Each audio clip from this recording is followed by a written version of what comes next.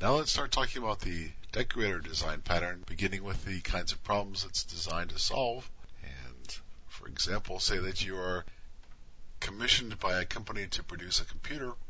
You start by creating a computer class like this, and this is the public class computer. It has a empty constructor like this, as you see, a public constructor, and it has a description method so that when someone compiles this computer class and calls its description method on the object, the computer object, you'll see the message returned, you're getting a computer. So far so good. You have this computer class and you can compile it, and if you call the description method, you'll get the string, you're getting a computer. Now, some people may not think that just having a computer is enough. In fact, they may want to add a disk to it, a hard disk to your computer, and so you'll take the computer class and you can modify the description method by saying you're getting a computer and a disk. So that's a modification of the computer class to include the possibility of getting a hard disk. Well, in fact, your customers may be a little bit particular, and you have to modify the computer class once again to say you're getting a computer and a disk and a monitor as well.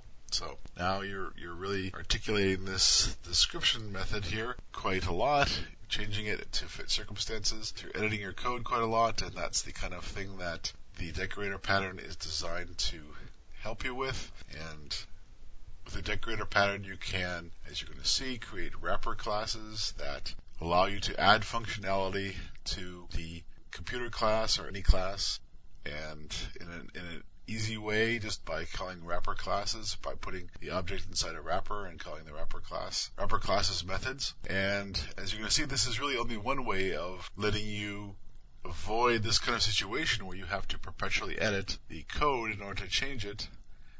These design patterns are big on not having you edit your code all the time, not having to change the code all the time. So let's take a look at the decorator class, the decorator design pattern, and see how it solves this problem using wrapper classes, where you will no longer have to modify your description method in this case to update what the person is getting. You're getting a computer and a disk and a monitor and so forth.